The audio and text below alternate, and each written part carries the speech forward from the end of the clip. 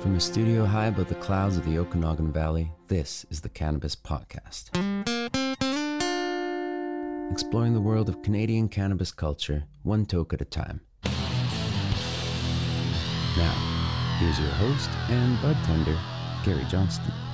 Welcome back for all of those who have been here before, and if you are just discovering the Cannabis Podcast, I'm so glad you discovered us, and I hope you'll stick around for lots of great information about cannabis over the upcoming weeks. In this episode number 16, we are going to hear from a chronic pain sufferer who has faced bigger and tougher challenges after legalization occurred. That will be our feature interview this week. Also, before we get to that, we're going to do a new entry on Cultivar Corner. This will be the first time we sample a high CBD cultivar. It's from CannTrusts, and it's called Forest Rain. We will check out that later. Also, we'll do a brief update on the retail licenses up for release in the Okanagan, and some surprising news about some surprising opposition that's coming from some circles. We've got a full episode, so how about we get sampling?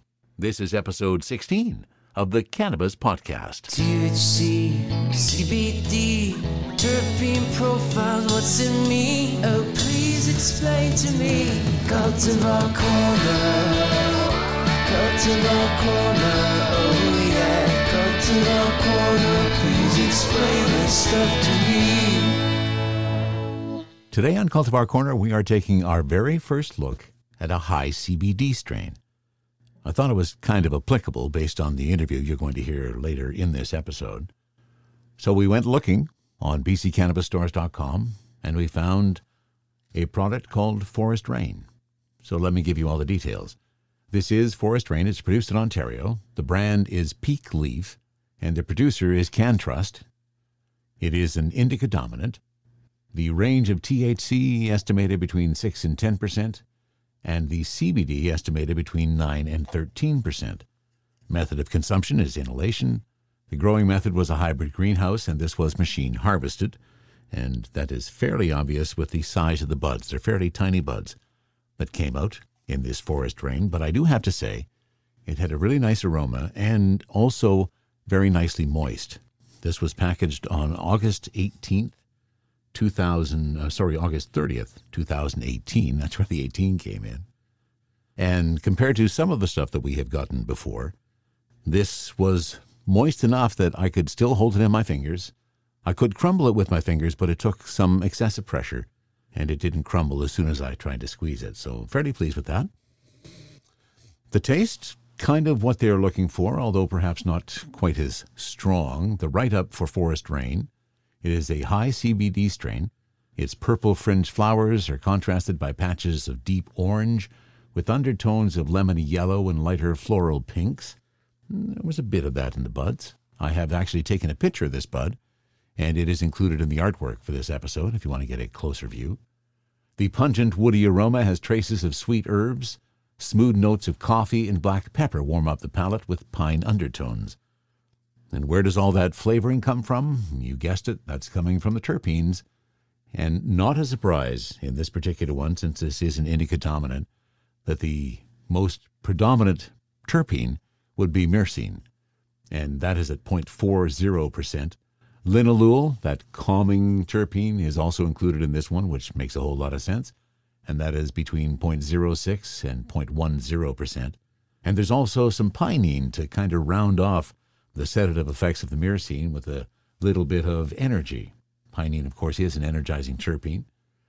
And those are the primary terpenes found in Forest Rain, a CBD dominant strain. Now I think it's time we had a taste and see what effect this has.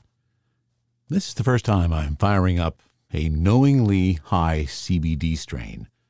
I'm pretty sure most of the cannabis that I have smoked up till now has been fairly high THC and relatively low CBD, but we're about to turn that around.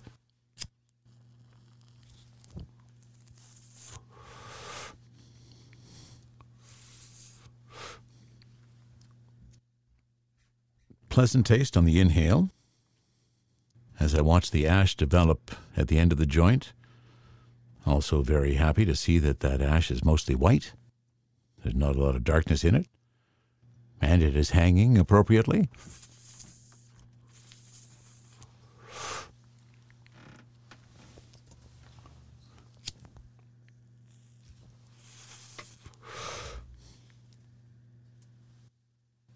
And as I hold in that initial inhalation, pleasant taste, not very harsh. Again, attesting to the fact that this was fairly moist, not really, really dry cannabis this time.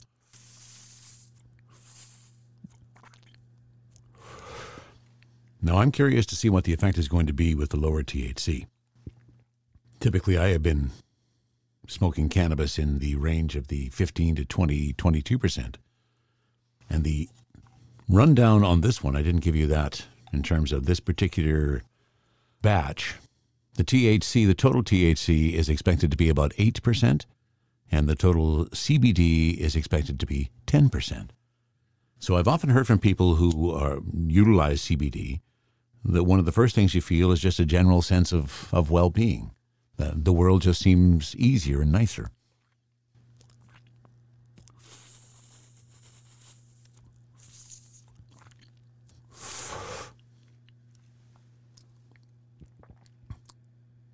And I can kind of see what they're talking about.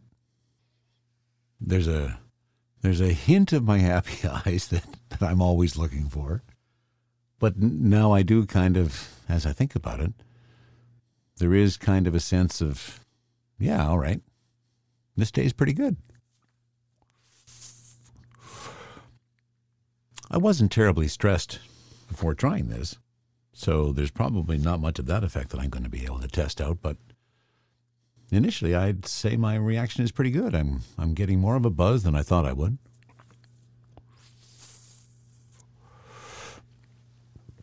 And it kind of comes along with some interesting and very pleasant side effects. The side effects being a sense of well-being. That's probably the best description I can come up with.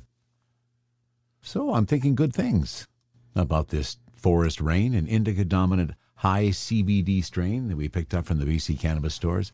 Forest Rain by Canna Trust has brought a sprinkle of well-being into my day. Maybe it'll do the same for you. If you have been listening to the podcast since its inception, then you know that one of the things that I wanted to concentrate on when we had given the opportunity was to have conversations with people about cannabis. Initially, my thought was that it was going to be mostly about recreational cannabis, but I put it out that if you have other ideas, please, I want to hear about them. And I received an email along that path a couple of weeks ago. This is from a lady in Ontario, a 50-year-old woman in Ontario. Her name is Sherry. Sherry is a chronic pain sufferer due to multiple degenerative bone conditions and a host of other nasty health issues, plus she is also a current medical cannabis license holder. CBD is the most effective medication for her, but it's also the most elusive and most expensive medication that she uses. And Sherry wanted an opportunity to tell her story about how difficult it has been since legalization occurred back in October. And that seemed like a perfect opportunity for an interview to me. So as mentioned, Sherry is from Ontario. We pick up the conversation just after I have introduced her. Hello, everyone. Thank you so much for joining me today, Sherry. I appreciate just the boldness of making this statement and being willing to come on and talk about it. I really would like to share some of my experiences because not all of them have been pleasant. No. And I've learned a couple of things that I think are really important for people to know. People who suffer from chronic pain, from multiple different health issues, mental health issues, and just try to get my experience out there so other people don't have to go through the same thing that I've gone through. Exactly. That's what we're trying to accomplish. So take us back, Sherry. When did all this kind of start for you? Give us a brief summary of what brought you to today. Well, about a year and a half ago, I had some illnesses and they were piling on. I'd had rashes and rhinosinusitis, and each doctor was treating it as something, each individual thing. It was not a combined thing. So I started using CBD about a year and a half ago, year and a half to 2 years ago. I noticed that my back was bothering me, and I have a pain condition from before, but it was different. Okay. So I had to really push my doctor to send me for x-rays. I did yoga for years. So I'm pretty in tune with my body. And I had to kind of argue with her over the x-rays, but she said, okay, we'll rule it out. So x-rays, and then all of a sudden, oh, you were right. So then it was an MRI, then it was bone scans. I've been to rheumatologists, I've had biopsies. I'm now going for a second MRI because it's getting worse. And I'm going to a second rheumatologist.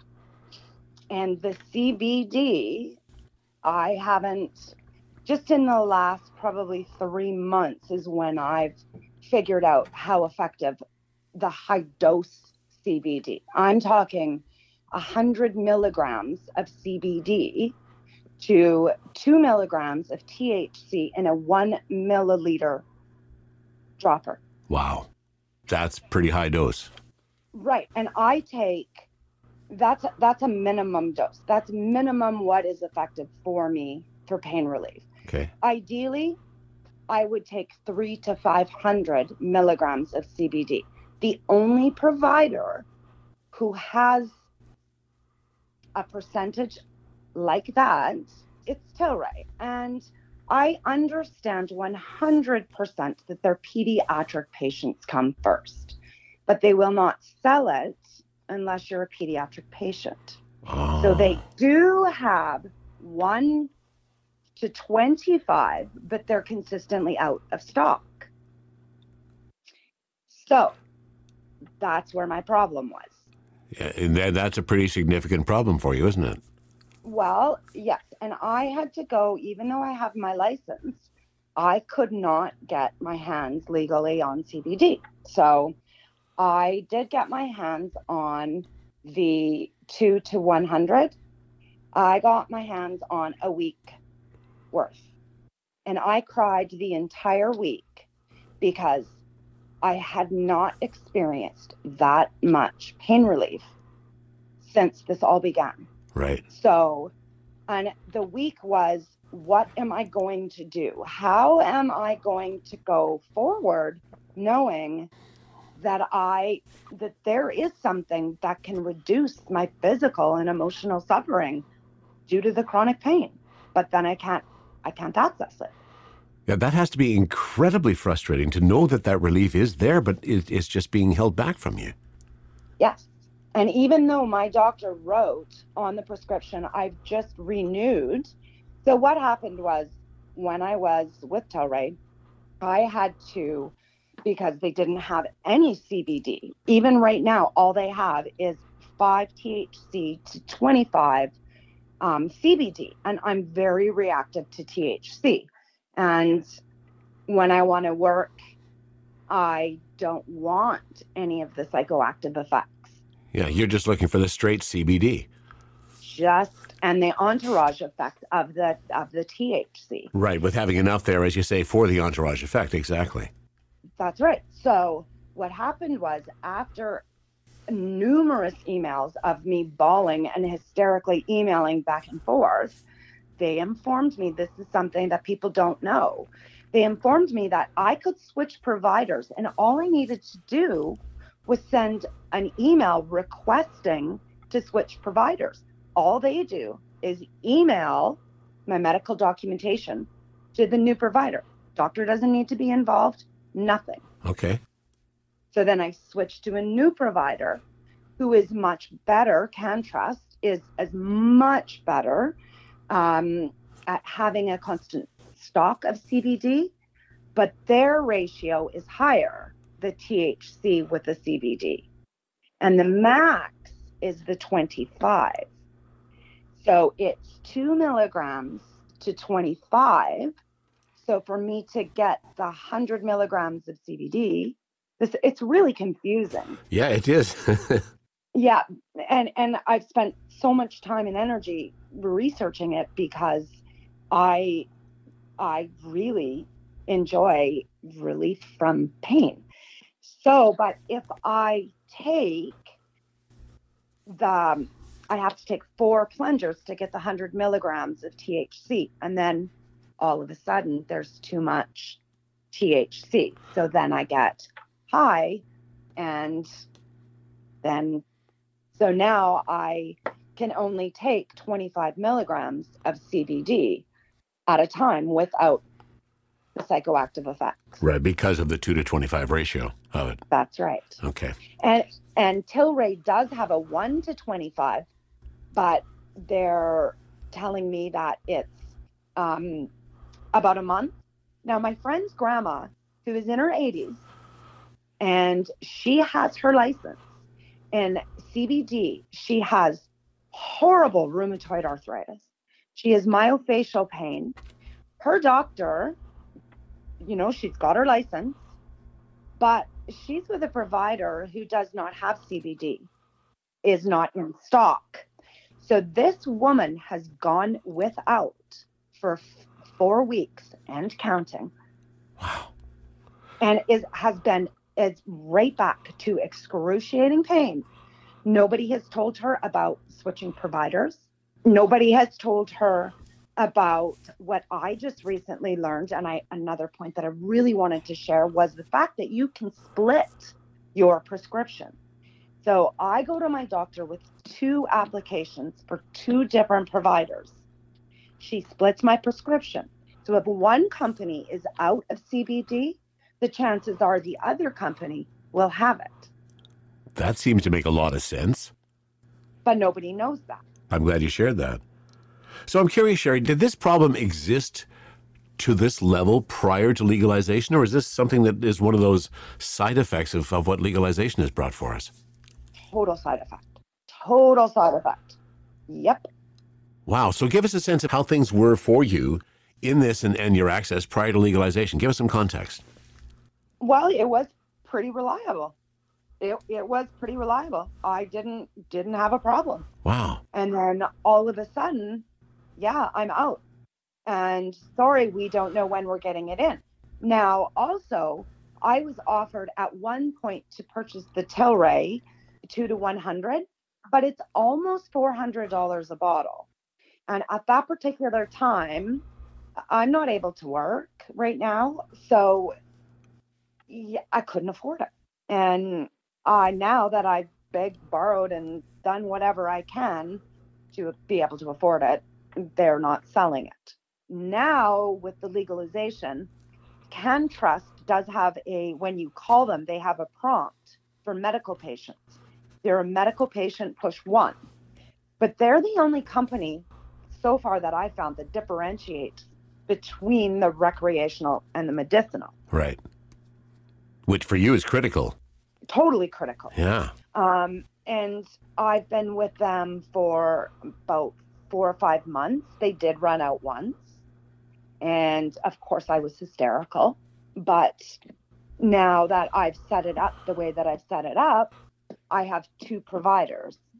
And hopefully going forward. And what I do is when the CBD, so as soon as Tilray sends the email out that it's back in stock, I buy as much as I can. Of course. What choice do you have? Well, but it's completely bankrupting me. No doubt about that. And so that was the other side of the email that Sherry sent to me, was looking for some way that she can craft her own, whether it be full spec, broad spec, or isolate CBD. And have you done any research on what's required to do that, Sherry? I have done a lot of research, but there's a lot of conflicting research. Yeah. So I just got a new book called The CBD, A Patient's Guide to Medicinal Cannabis, Healing Without the High. Leonard Lenow and Juliana Birnbaum, and so far the book is phenomenal. Oh, good. You found it useful already. But I'm just reading because the expense is such a factor for me.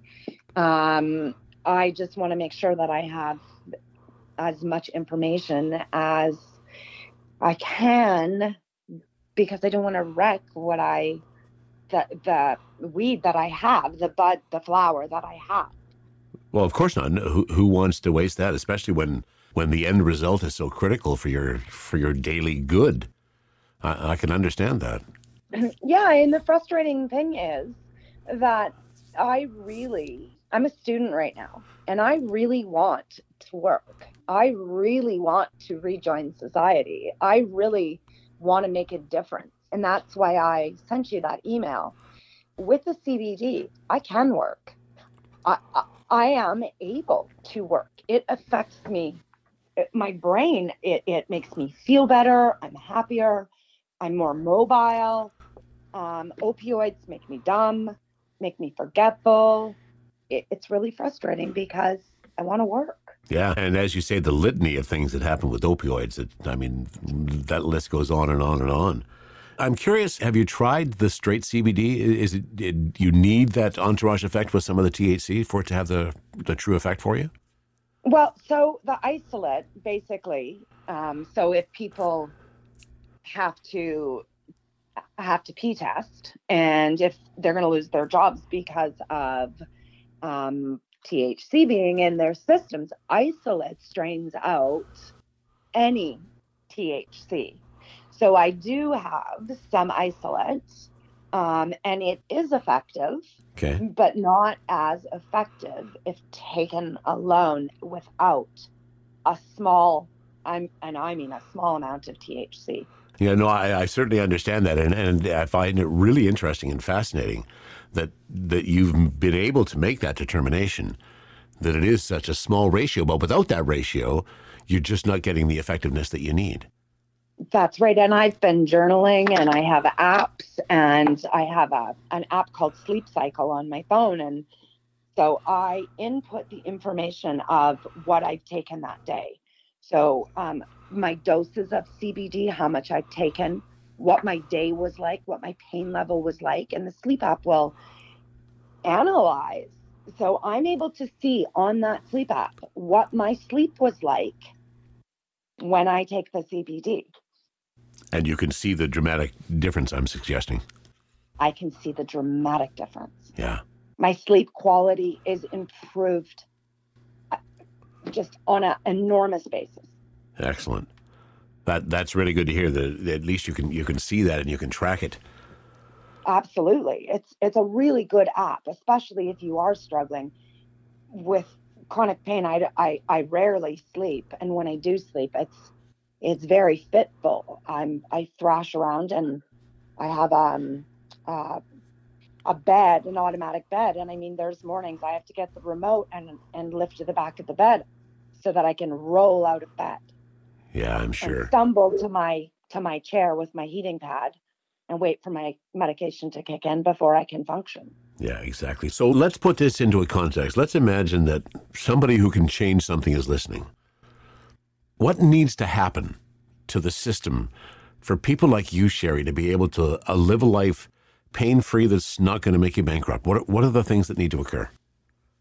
Well, the first thing that I would strongly suggest is to differentiate between medicinal and recreational users. Okay. That is a huge aspect. The other thing is, on one of your previous podcasts, you were talking about the World Health Organization and how they're talking about. Oh, yes, moving it from a Schedule 1 to a different schedule in terms of the cannabis, yeah. That's right. So that would be another incredible step, because I'm using CBD so that I can be a productive member of society. I don't want to take opiates, but sometimes I have no choice. So cost is the other thing. Why is it that any doctor can prescribe me ridiculously high doses of whatever pain medication, and the insurance companies take it and cover it, but they're not covering CBD, and some of the medication would be the same cost. I'm sure. Why aren't the medical or the benefit companies stepping up to the plate? Yeah, all very good points. Yeah, I mean, I have literally reached out to everyone, to doctors, to companies. Please sign me up for a study. I'll give you my bone scans. I'll give you everything. I will give you my entire medical history. I'll give you everything. I put me in a study. Like I begged, but I haven't heard anything back. And even and again with Tilray, I would never ever want to think that I was taking medication from a child. I myself personally, if they offered it to me and I knew I was taking it, I would not accept it. But why are they not producing more? Why are they not producing more CBD? Because legalization is so popular right now that they're producing what sells. Yeah. Yeah, it's true. You're a victim in a number of different ways in this scenario. I literally, I've thought of starting a GoFundMe page because I've down to nothing. Yeah, I can hear the struggle, Sherry, and my empathy is with you. It's a struggle that I so wish that people weren't going through now, and it just kills me that it's gotten worse for you since legalization. That's just nuts. Right, and an 80-year-old woman who is in chronic, agonizing pain. Her doctor, a doctor in the city that I live in, will not change her supplier, and I know that I know why, because that doctor is working with one licensed provider. Yeah, we've heard of that too, haven't we? Yeah. Mm-hmm. And so he is letting her go without. Wow.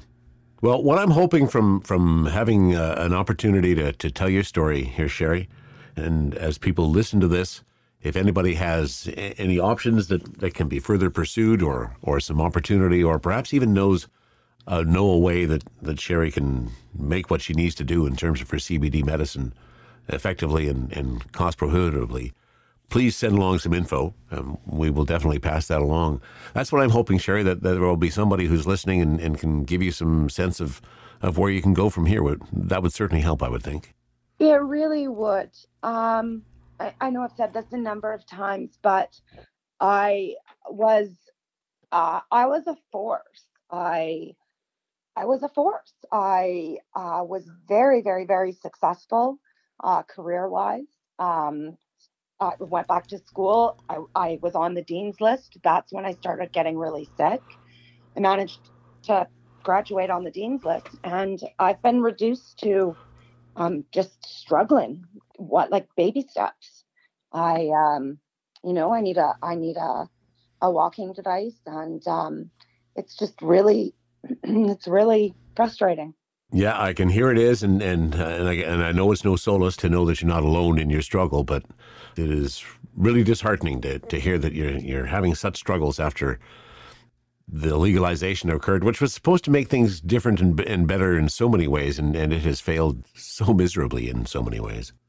It really has. And the two final things that I would really like to stress is the fact that people who are struggling with chronic pain issues need to be their own advocates. I have learned that I will correct a doctor. I will stop a doctor. I will stop anybody in their tracks. It is not illegal and it is medicinal. So that's the number one thing. The number two is if your provider does not have what you need, all you do is ask them to email your medical documentation to a different provider of your choice. No doctor needs to be involved. Nice. That can happen within 2 days. And then another very important point is that you can split your medicinal script. So if you get 10 grams a day, which is, I thought before was a lot, for me it's not, because of the amount of CBD I take.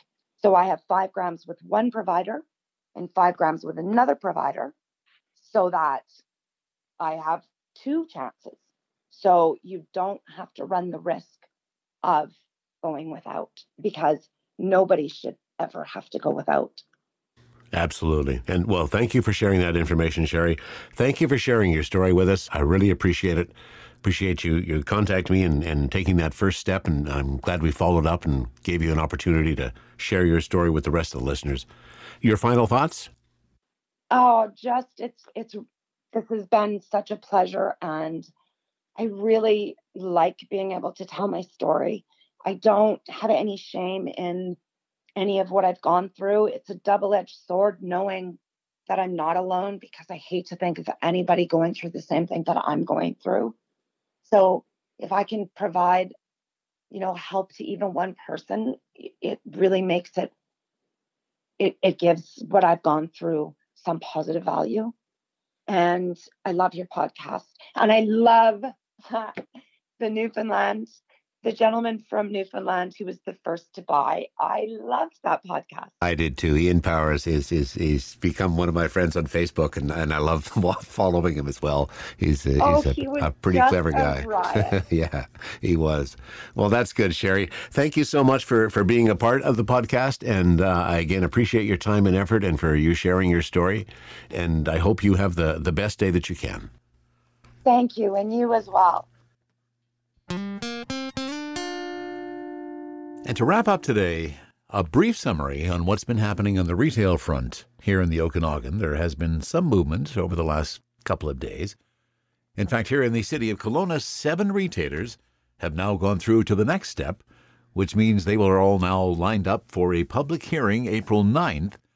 That is before applying for both city and provincial licensing. So still some months away, but they are finally at the next stage, where it passed the first rezoning application through City Council, the 7 did, and now they wait for their public hearing on April 9th. And the other thing I want to talk about today is something that I was tweeted on by my friends at OkanaganZ.com, the OZ. They tweeted about an opposition to an application for a cannabis retail store in Vernon, just a little north of us. And their opposition is because they do not consider cannabis to be a reputable business. In fact, the tweet says, having a cannabis shop will create the exact opposite effect. He doesn't think any professional business wants to have a store like that as a neighbor. Well, this is from Alex Wombold of Salt Fowler, a Remax agency in Vernon. No response from anybody in that when the OZ tweeted that, really? This is your position? So we'll have to keep our eye on what happens in Vernon as well. It's just another case of the stigma in some people's minds is still out there, unfortunately. Still lining up some further interviews for additional episodes, and in fact, I also have another cultivar ready. Next week, what we'll be looking at? We will be looking at another gram I picked up. This is an indica dominant, also from Peak Leaf, which is where our cultivar came from today. But this is Pacific Star we're going to be looking at next week. That will be on Cultivar Corner. Let me leave you with one final story. This was from my experience as a bud tender this last week. My favorite occurrence was when a customer came in with his grandmother. This guy was probably 19 or 20, I guess. And Grandma was there to help him kind of head down that path. And the funniest part of it was after they had figured out what bud they were going to purchase, that had already been put aside. And then the grandson said, but I don't really know how to roll a joint. And the grandma kind of looked at me and with a wink of her eye said, I've got that part covered. Those are the kind of stories that I'm just thrilled to be involved with on the selling side of cannabis. In my role as a bud tender, I'm having lots of fun with that. And that brings us to a conclusion for episode 16 of the Cannabis Podcast. From the cannabis-infused studio, high above the Okanagan Valley, this was the Cannabis Podcast.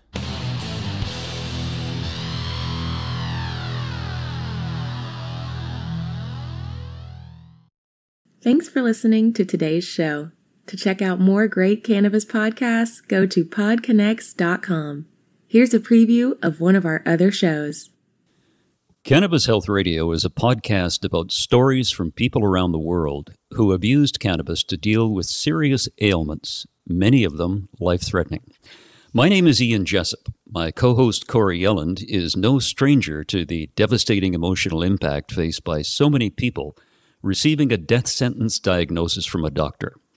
Told she only had months to live with anal canal cancer, Corey researched and immediately began using cannabis oil to eliminate her cancer and has been cancer-free for more than a decade. She told herself that if it worked, she would spend the rest of her life helping others, which she does tirelessly every day. When you listen to our podcast, you'll hear many stories like Corey's, along with others who have used cannabis oil for many more ailments besides cancer, such as chronic pain, PTSD, MS, and many, many more. As one of our guests said, "Your podcast gave me the confidence to save my own life." We regularly get messages from listeners who have heard our podcast and use cannabis to solve a serious health issue of their own or that of a loved one.